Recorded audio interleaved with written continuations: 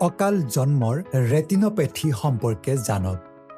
Retinopathy of pre-maturity কি?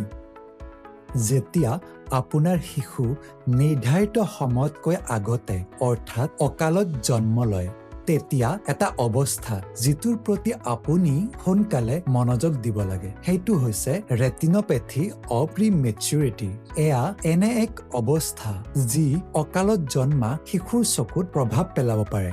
Retinopathy of pre-maturity তেতিয়া হয় যেতিয়া এটা শিশুক নিউনেটেল ইণ্টেনচিভ কেয়াৰ ইউনিটত ভৰ্তি কৰাৰ প্ৰয়োজন হয় আৰু অতিৰিক্ত অক্সিজেনৰ সংস্পৰ্শত ৰেটিনাত স্বাভাৱিক ৰক্তনলীৰ বিকাশ বাধাগ্ৰস্ত হয়। অক্সিজেনৰ অভাৱত অস্বাস্থ্যকৰ নতুন ৰক্তনলীৰ বিকাশ ঘটে।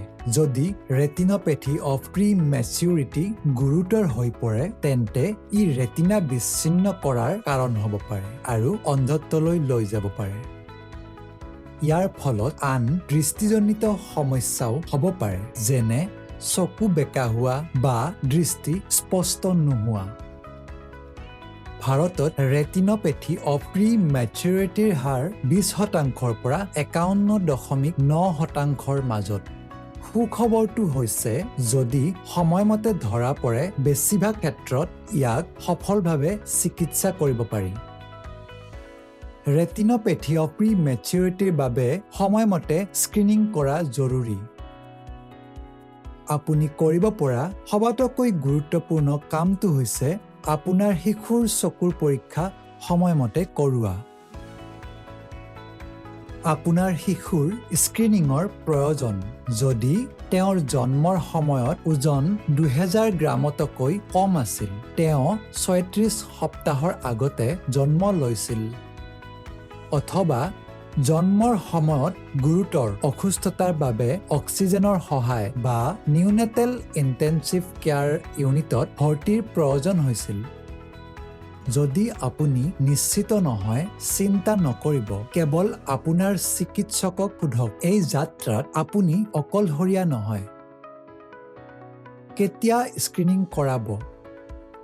আপোনাৰ শিশুৰ প্ৰথম চকুৰ স্ক্ৰিনিং জন্মৰ 30তম দিনত বা তাৰ আগতে হোৱা উচিত, অথবা স্পেচিয়েল কেয়াৰ নিউবৰ্ণ ইউনিট বা নিউনেটেল ইণ্টেনচিভ কেয়াৰ ইউনিটৰ পৰা ছুটি পোৱাৰ আগতে। স্ক্ৰিনিং এজন ৰেটিনা বিশেষজ্ঞই নিৰাপদ আৰু বিষমুক্ত চকুৰ পৰীক্ষাৰ জৰিয়তে কৰে। এই এটা পদক্ষেপে সমগ্ৰ জীৱনৰ দৃষ্টিশক্তি সুৰক্ষিত কৰিব পাৰে। মনত ৰাখিব, এই চকুৰ পৰীক্ষাৰ প্ৰতিটো মুহূৰ্ত আপোনাৰ শিশুৰ ভৱিষ্যতৰ দৃষ্টিশক্তিৰ বাবে। চিকিৎসাৰ বিকল্পসমূহ। যদি ৰেটিনোপেথী অৱ প্ৰি-মেচুৰিটি সময়মতে ধৰা পৰে, চিকিৎসা অতি ভালভাৱে কাম কৰে। কিছুমান শিশুৰ কোনো চিকিৎসাৰেই প্ৰয়োজন নহয়। আনসকলৰ লেজাৰ বা এক বিশেষ এন্টি-VEGF চকুৰ ইনজেকশ্যনৰ প্ৰয়োজন হ'ব পাৰে। কেৱল গুৰুতৰ ক্ষেত্ৰতহে অস্ত্ৰোপচাৰৰ প্ৰয়োজন হয়। 30 দিনৰ নিয়ম মানি চলক। সময়মতে স্ক্ৰিনিং নিশ্চিত কৰক।